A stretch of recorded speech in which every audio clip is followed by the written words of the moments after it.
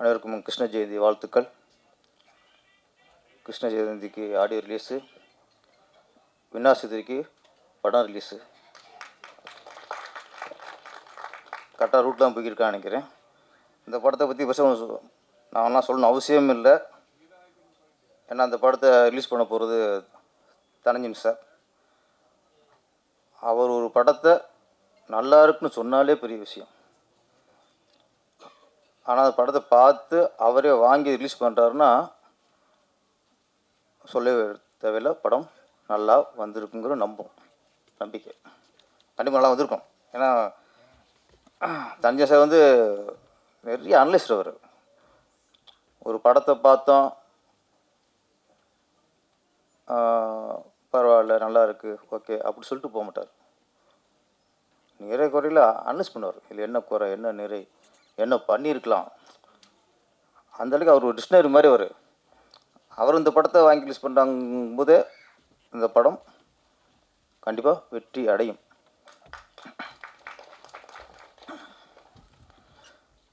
கடுக்கானாங்க எங்கள் ஊரில் நிறைய நிறைய பேர் கொடுப்பாங்க. அப்புறம் சொன்னாங்க டிம்கி வேறு கடுக்கா வேறு. டிம்கிங்கிறது சும்மா அப்படி ஏமாற்றிட்டு போகிறது, வரேன்ட்டு வரலைங்கிறது, காசு தரேங்கிறது. அது கடுக்காங்கிறது நம்ப வச்சு ஏமாத்துறது. அது நம்பிக்கை தருவ மாதிரி தான், நம்ப வச்சு ஏமாத்துறது. அது மாதிரி அப்போல்லாம் நிறையா ஒரு பையன் ஒரு பொண்ணை லவ் பண்ணால் அந்த பொண்ணு சொல்லுவாங்க ஏற்கனவே 2 பொண்ணுக்கு கடுக்கா கொடுத்துருக்கான் பார்த்துப்பாங்க. அது மாதிரி சில பொண்ணுங்க சும்மா அப்படியே ஒரு டீல் விடுவாங்க. அப்படியே அப்போ சொல்லுவாங்க பார்த்துட்டா ஏற்கனவே 2-3 பையனுக்கு இந்த பொண்ணு கடுக்கா கொடுத்துருக்கும்பாங்க. அப்போ உஷாராகணும். அது கடுக்காங்கிறத சும்மா ஏதோ இந்த அந்த கடுக்கா காய் நடிச்சுன்னா முடிஞ்சு வச்சு, லைஃப் முடிஞ்சு வச்சு. கடுக்கு இப்போ இந்த படத்தில் வந்து 2 ஹீரோ. இந்த 2 ஹீரோவுக்கு யார் இந்த ஹீரோன்னு யாருக்கு கடுக்கா கொடுக்குறதுங்கிறது தான் மேட்ருன்னு தோணுது எனக்கு. கதாநாயகி வந்து ஹீரோவுக்கா 2வது ஹீரோவுக்கா கடுக்கா கொடுத்தது யாருக்கு? ஆனால் என்னை பொறுத்த வரைக்கும் அந்த கதாநாயகி யாருக்கு கடுக்கா கொடுத்துருக்குன்னா ப்ரொடியூசருக்கு நல்லா கொடுத்துருக்கு. கடுக்கா மேடையில் புலம்புற அளவுக்கு சரியான கடுக்கா கொடுத்துருக்கு. இதுதான் கடுக்காக்கு மீனுங்கிறது நம்ப வச்சு ஏமாத்துறது. நம்ம நடித்த படத்துக்கு ஆடியோ ரிலீஸுக்கு வரணும்ல. போஸ்டரில் ஊரில் நிறைய போஸ்டர் பார்த்தேன். ஹீரோட சைடில் இருக்காங்க 2 பேரும், அந்த பொண்ணு சென்டராக இருக்குது. அப்படி போட்டு கடுக்கா கொடுக்கணும் பாருங்களேன். நீங்கள் போய் பப்ளிசிட்டி அந்த பொண்ணுக்கு அதிகம் பண்ணுறீங்க, எல்லாம் பண்ணுறீங்க. அதனால் கதாநாயகி ப்ரொடியூசருக்கு கடுக்கா கொடுத்து விட்டது.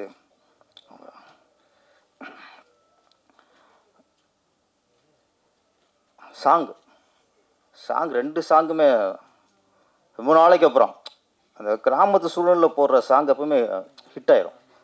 அதுவும் தேவாசாரை பாடியிருக்காரு. தேவாசார் ஏற்கனவே அது பாருங்கள் எல்லா பாட்டுமே ஹிட்டு. அவரே இந்த ஐயோ அவரே 2-3 போட்டார். ஐயோ அவர் தானே சார்? ஆமாம். ஐயோ அப்படின்னு ஒரு பாடம், அதுவும் ஹிட்டு. இங்கேயும் ஐயோன்னு சொல்கிறீங்க. ஐயோனாலே ஹை லெவலில் போயிடும் நினைக்கிறேன். அது மாதிரி லிரிக்ஸு பாடல் எல்லாரும் அது மட்டும் இல்லை, நிறைய இடத்துல வரிகள் ரொம்ப ஃபஸ்ட்டு வரிகள் புரிகிற அளவுக்கு மியூசிக் போட்டிருந்தார். அவருக்கும் மியூசிக்கு நன்றி. ஏன்னா வரிகளும் புரிகிறது இல்லை. 2 பாட்டும் நல்ல வரிகள் நல்லா இருந்தது. கதாநாயகன் விஜய் கௌரிஷ் பெரிய நம்பிக்கையோட, பெரிய முயற்சியோட, ஒரு லட்சியத்தோட இந்த படத்தில் இறங்கியிருக்கிறாரு. ஹீரோக்கான அந்த முக வெட்டு கரெக்டாக இருக்குது. அட்டகத்தி தினேஷ் கொஞ்சம் பேச ஞாபகப்படுத்துகிறாரு. அந்த சாயல் இருக்குது.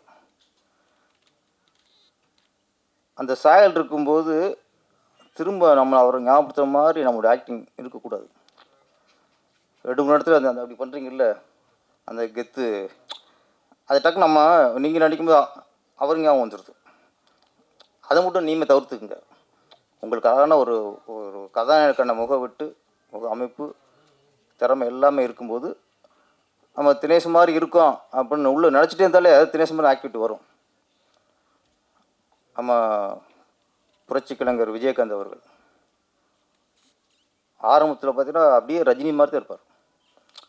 அவர் ரஜினி மாதிரி இருக்கிறதுனால தான் அந்த ரஜினிகாந்துங்கும் போது இவர் விஜயகாந்த்னு வச்சுட்டார், பேர்லேயே காந்துன்னு வச்சுட்டார். ஆரம்ப காலத்தில் 2 படம் இருந்துச்சு, தூரத்தீடி முழக்கம், சட்டம் ஒரு இருட்டரை. அதெல்லாம் பார்த்து படம் பார்க்கும்போது ரஜினி பார்க்குற மாதிரி இருக்கும். அதே மாதிரி ஹேர் வச்சுருப்பார், நாடகம் அப்படியே ரஜினி மாதிரி இருக்கும். அப்புறம் உஷாராயிட்டார், நமக்குன்னு தனித்துவம் இல்லைன்னா சரியாக வராது அப்படின்னு ஒரு காலகட்டத்தில் அவருக்கு சர்க்கிள் வந்தது. பார்த்தா ஆட்டோ ராஜா, ஜாதிக்கு ஒரு நீதி, எல்லாமே அந்த அந்த அந்த ஸ்டைலில் இருக்கும். ஒரு சர்க்கிள் வந்தது. அப்புறம் டோட்டலாக விஜயகாந்த் அவருக்குன்னு ஒரு ஸ்டைல், நடையிலிருந்து டைலாக் டெலிவரியிலிருந்து அவர் ஃபைட்டு, டோட்டலாக அவரை தனக்குன்னு ஒரு ஸ்டைலில் மாற்றிக்கிட்டார். அதுக்கப்புறம் கேப்டன் பிரபாகரன்லாம் வந்ததுக்கப்புறம் அவர் ரஜினி பக்கத்தில் வந்துட்டார். ரஜினி கமல் அப்படி இருக்கும்போது அடுத்து விஜயகாந்த்ங்கிற ஸ்டேஜுக்கு வந்துட்டார். ஆமாம், ஒரு நடிகரோட சாயல் இருக்கும்போது நம்ம அவரோட நடிப்பும் சாயல் வந்துடக்கூடாது, அது கொஞ்சம் மைனஸ் ஆயிரும். ஒரு அண்ணனா அக்கறையாக சொல்கிறேன் ஒன்றில்.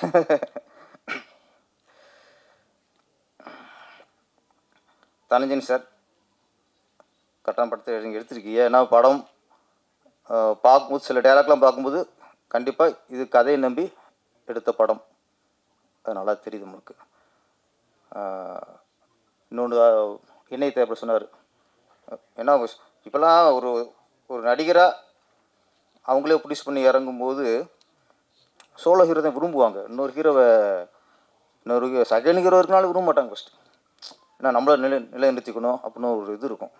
ஆனால் அதெல்லாம் இல்லாமல் கதைக்கு இன்னொரு ஹீரோ தேவையா, இன்னொரு ஹீரோ போட்டு. கதைக்கு 4 ஹீரோ தேவையா, 4 ஹீரோ போட்டு. ஏன்னா கதைக்கு என்ன தேவையோ அதை எடுத்துக்கணும். அதை எடுத்துகிட்டு பண்ணுறவங்க தான் சிறந்த டைரக்டர். ஹீரோக்களுக்கு என்ன தேவையோ அதெல்லாம் கொண்டு வச்சுக்கிட்டுங்கிறது டைரக்டரில்.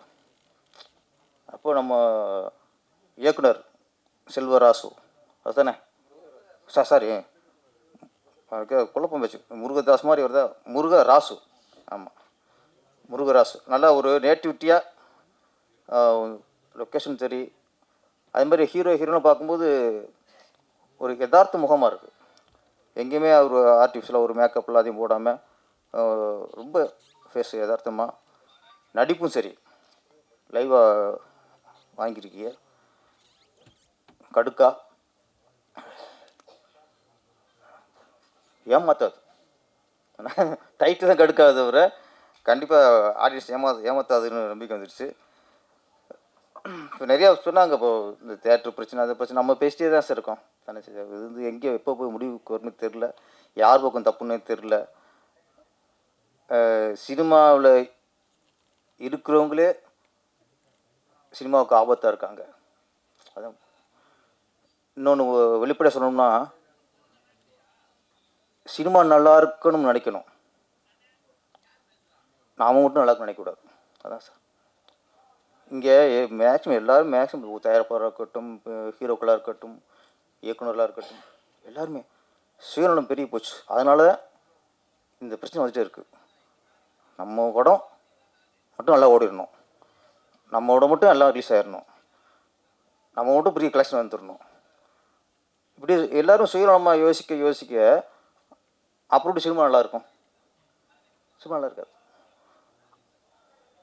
பொதுவாக யோசிக்கணும்.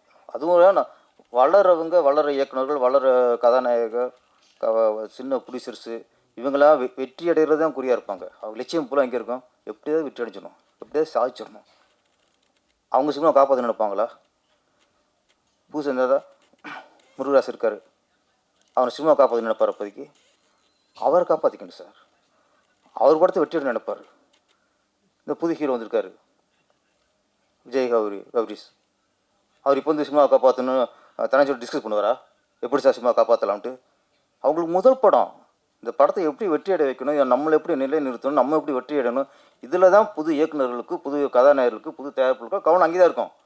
இதில் சம்பாதிச்சு 7 தலைமுறைக்கு அழிக்க முடியாத அளவுக்கு சொத்து சம்பாதிச்சிருக்கோம்ல சினிமாவில். நம்ம தான் சார் யோசிக்கணும், சினிமா காப்பாற்றணும். நம்ம தான் யோசிக்கணும். சினிமா கொடுத்த காசில் இன்றைக்கி செழிப்போட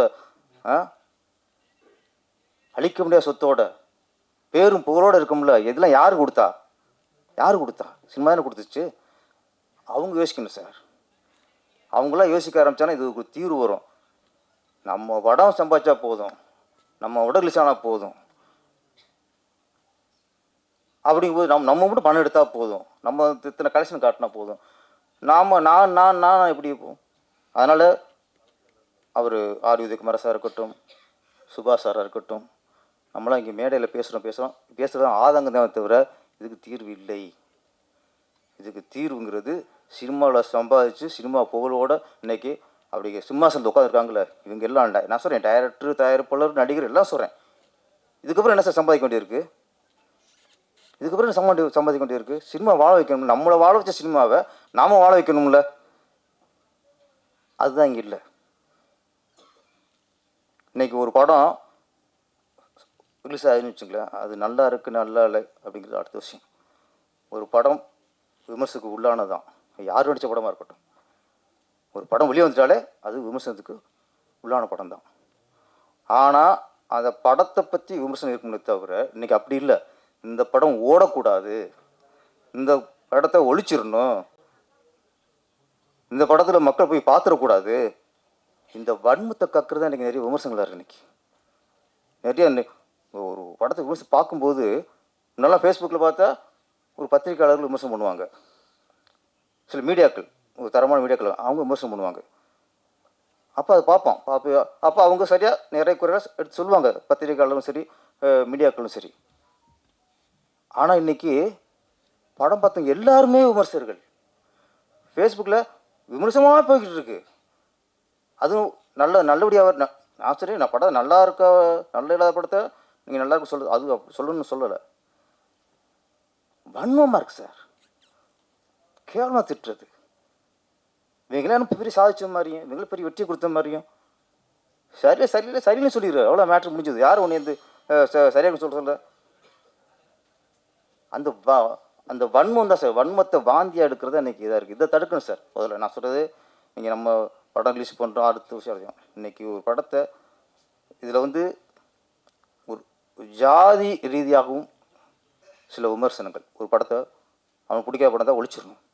மத ரீதியாகவும் இன்றைக்கி விமர்சனம் வருது, அரசியல் ரீதியாகவும் இன்றைக்கி விமர்சனம் வருது, ஒரு நடிகர்கள் இன்னொரு நடிகர்கள் இந்த மோதல் ரீதியாகவும் விமர்சனம் வருது. ஒரு படத்துக்கான விமர்சனம் இல்லை. இதுதான் இன்றைக்கி நடக்குது. ஒருத்தன் பிடிக்காத ஜாதிக்கார படம் வந்தால் இது எப்படியா ஓச்சரும் வரிஞ்சு கட்டிட்டு இறங்கிறாங்க. ஒரு பிடிக்காத நடிகருக்கு படம் வந்தால் எப்படி ஓடக்கூடாது அதுக்கு வரிஞ்சு கட்டிட்டு விமர்சனம் பண்ணுறாங்க. விமர்சனங்கிறது அது ஒரு நியாயம் இருக்கணும்ல, வன்மம் இருக்கக்கூடாதுல்ல. இன்றைக்கி அதை ஒழிச்சா போதும் சார். நீங்கள் அதை ஒழிச்சா போதும். இன்றைக்கி அதை ரொம்ப ஜாஸ்தியாக இருக்குது இன்றைக்கி. அப்புறம் தியேட்டர்கள் ஒதுக்குறது இதெல்லாம் அப்புறம் பார்த்துக்கலாம். இப்போ அதாவது உதயகுமார் சார் அவர் ரெகுலராக நாங்கள் பேசிட்டே இருக்கோம். இதுக்கு ஒரு சீக்கிரம் நம்ம வந்து ஒரு நடிகர்லேருந்து எல்லாருமே சின்ன படங்களையும் வாழ வைக்கணும். பெரிய படங்கள் வந்து அவங்க போட்ட காசை எப்படி வசூல் பண்ணுற திட்டம் போடுறாங்க, அதில் சின்ன படம் நசிங்கிடக்கூடாது. அதுக்கும் சில வழிமுறை இருக்கணும். இந்த போன வாரம் ரிலீஸ் ஆச்சு சின்ன படங்கள். உண்மையிலேயே போனோட அக்யூஸ்ட் நல்ல படம். சரண்டர் அவங்க படம் ஒரு சிறந்த படம், எல்லாம் ஹிட்டு வந்துருச்சு. முதல் பக்கம் எல்லாமே நல்ல படங்கள் தான், சில படம் ஹிட்டும் ஆகிருக்கு. இப்போ அடுத்து பெரிய படம் வரும்போது அந்த ஓடிக்கு இருக்க படத்தையும் மொத்தமாக தூக்குண்ட நிலம வருதுல்ல, அதை தடுக்கணும் சார். நீங்கள் ஒரு வாரம் கூட படம் வந்திருக்கு, அது அப்போ தான் பேர் எடுத்திருக்கு, நல்லா இருக்குன்னு வந்து ரிசல்ட் வந்திருக்கு, கொஞ்சம் அப்படியே மக்கள் பார்க்கணும்னு நினைக்கிறாங்க. அப்போ இன்னும் பெரிய ஹீரோ படம் வரும்போது அதான் வலிச்சு தொடச்சி தூக்கி எரிஞ்சிடுறாங்க. அப்போ முன்னாடி ரிலீஸ் பண்ண முடியல, பின்னாடி ரிலீஸ் பண்ண முடியல. இதெல்லாம் நீங்கள் பெரிய நடிகர் எல்லாத்தையும் கூட்டி வச்சு பேசணும். அவ்வளோதான். நம்ம வந்து ஏன்னா சினிமா நல்லா இருக்கணும்னா சினிமாவால் வாழ்ந்தவர்களை கூப்பிடுங்க, பேசுவோம். அப்போ தான் இது நல்லா இருக்கும். மோசம் போயிட்டுருக்கலாம். மோசம் போயிட்டுருக்க முடியாது. கடுக்கா நான் சின்ன டீமு, 2-3 பேர் சேர்ந்து படம் பண்ணியிருக்காங்க. தானஞ்சி சார் கண்டிப்பாக இந்த படத்தை கரெக்டாக ரிலீஸ் பண்ணி சரியான வெற்றி அவங்களுக்கு வாங்கி கொடுத்துருவார். அதனால் அடுத்து இந்த படம் ரிலீஸ் ஆனதுக்கப்புறம் விஜய் கௌரிஷ் வந்து வெற்றி பட நாயனா உருவாயிருவாங்கிற நம்பிக்கை இருக்குது. இந்த படம் வெற்றிக்கு அப்புறம் நிச்சயம் இந்த ப்ரொடியூசர்லாம் திரும்ப அடுத்த படம்னு ஆரம்பித்து தொடர்ந்து வெற்றி படங்களாக கொடுங்க, நல்ல படங்களாக கொடுங்க. கதை தான் முக்கியம். இப்போ மக்களாம் புரிஞ்சிட்ட வரைக்கும் இன்றைக்கி வந்து பட்ஜெட் பெருசாக அதெல்லாம் இல்லை, கதை நல்லா இருந்தால் வருவாங்க. 2-3 வருஷமாக நல்ல கதை சொல்லப்படலாம் ஓடி இருக்குது. மக்கள் மேலே இந்த குறையுமே இல்லை சார். நான் சொல்ல சொல்கிறேன், மக்களும் குறையில. லப்பர் வந்து ஓடிச்சு, குடும்பஸ்தனும் ஓடிச்சு, எத்தனை படம் சிரிச்ச படங்கள்லாம் ஓடி, இந்த அக்யூஸ்ட் ஓடி இருக்கு, எல்லாம் நல்லா ஓடி இருக்கு. சின்ன படம் நல்லா இருந்துச்சுன்னா ஒரு படமாக இருந்தால் ஓடுது சார். படங்கிற பேரில் நம்மளை போட்டு குத்தி குதறினாங்கன்னா ஆடியன்ஸ் ரிஜெக்ட் பண்ணிடுறான். கண்டிப்பாக கடுக்கா நல்ல படமாக இருக்கும், வெற்றி படமாக இருக்கும். எல்லாருக்கும் வாழ்த்துக்கள். நன்றி, வணக்கம். ரொம்ப நன்றி சார். Thank you so much.